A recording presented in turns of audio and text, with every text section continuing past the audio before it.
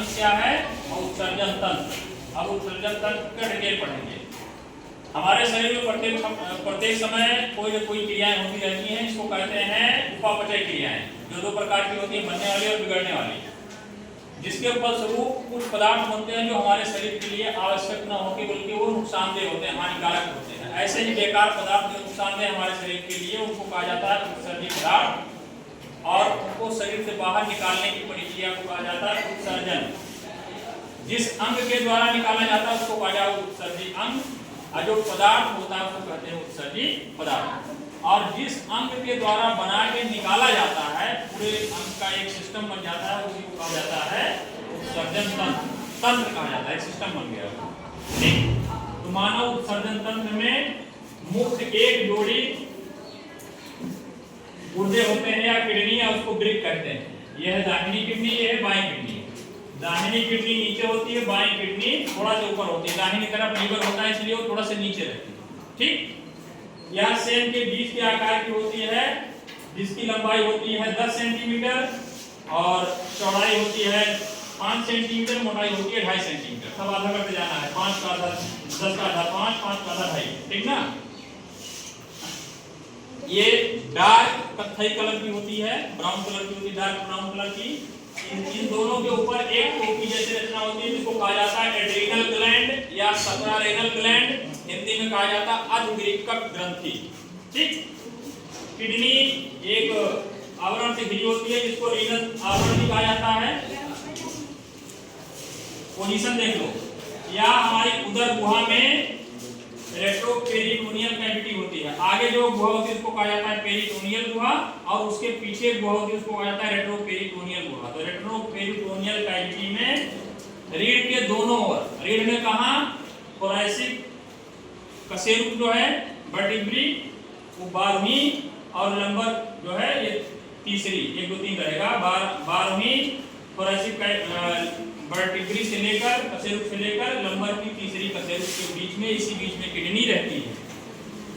मतलब उसके रीढ़ की हड्डी के दोनों तरफ रहती है, और उसी से सट के उदरीय धमनी भी जाती है, और निम्न महाशिरा भी जाती है, उसी रीढ़ की हड्डी से सट के जाती है। किडनी का वो पोर्शन जिसमें धमनी और शिरा प्रवेश करती है उसको कहा जाता है हिलम। क्या कहा जाता है? हिलम। किडनी में जाने वाली धमनी को कहा जाता है रीनल धमनी या रीनल आर्टरी, और निकलने वाली शिरा को कहा जाता है रीनल शिरा या रीनल वेन कहा जाता है। ठीक, और इसकी अगर आंतरिक संरचना की बात की जाए तो इसको जब काटा जाता है तो इसमें दो पोर्शन दिखता है। बाहर डार्क कलर का पोर्शन कहलाता है कार्टेक्स, और थोड़ा सा लाइट कलर का पोर्शन रहता है उसको कहते हैं मेडुला। इतना ही जानना है, हालांकि मेडुला और कार्टेक्स में बहुत सारी संरचनाएं होती हैं, लेकिन उसको डिटेल में भी नहीं समझना है, अगली क्लास में इसके बाद समझिएगा। तो फिर यही विलस से ही जहां से एंट्री कर रही धमनी शिरा, वहीं से मूत्र वाहिनी इसमें से निकलती है ना। ये व्हाइट कलर की मूत्र वाहिनी है, ये दाहिनी और बाईं।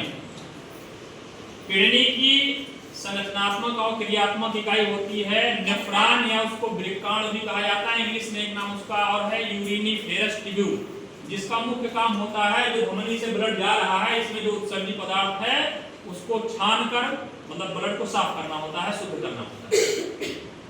तो ब्लड शुद्ध होता है, साथ ही साथ यूरिनिफेरस ट्यूब्यूल या नेफ्रॉन में मूत्र निर्माण की क्रिया भी होती है, मूत्र निर्माण भी होता है। ब्लड प्यूरिफिकेशन या शुद्धिकरण का काम का होता है किडनी में, क्वेश्चन पूछता है। फिर उसके बाद दोनों किडनियों से एक एक नली निकलती है, जिसको कहा जाता है मूत्रवाहिनी। ये दोनों मूत्रवाहिनी अलग अलग खुलती है, एक पाउच में, एक थैली में, जिसको कहा जाता है मूत्राशय, मूत्र की थैली कहा जाता है, पेशाब की थैली भी कहा जाता है, जो ट्राइगोन होती है, मतलब त्रिकोणीय होती है। फिर जो है ये खुलती है एक पाइप में, जिसको कहा जाता है मूत्र मार्ग या मूत्र नली, मूत्र नली कहते हैं, मूत्र मार्ग कहते हैं। अच्छा, इसमें दो वाल्व होते हैं, दो स्फिंक्टर होता है। एक जहां से ये मूत्राशय से मूत्र मार्ग में खुलता है, ये होता है इनवॉलंटरी, अनैच्छिक होता है, इस पर हमारा कोई जोर नहीं होता है। और दूसरा होता है, एक और होता है ऐच्छिक, जो बाहर वाला होता है हम अपने हिसाब से पेशाब कर सकते हैं, लेकिन ये अंदर वाला अपने हिसाब से नहीं खुलता है। जब उसमें कुछ संकुचन संतुलन होता है, ज्यादा इकट्ठा हो जाता है, तो इसको इंडिकेशन देता है कि जो है यूरिन त्याग जो है पेट फट जाएगा। ठीक ना। बाहर वाला ऐच्छिक होता है, आंतरिक जो होता है वो अनैच्छिक होता है। तो इतना है पूरा जो है उसकी संरचना। इसकी उत्सर्जन तंत्र, मानव उत्सर्जन तंत्र। ठीक, किसी को कोई दिक्कत, किसी तरह कोई क्वेश्चन? ठीक है।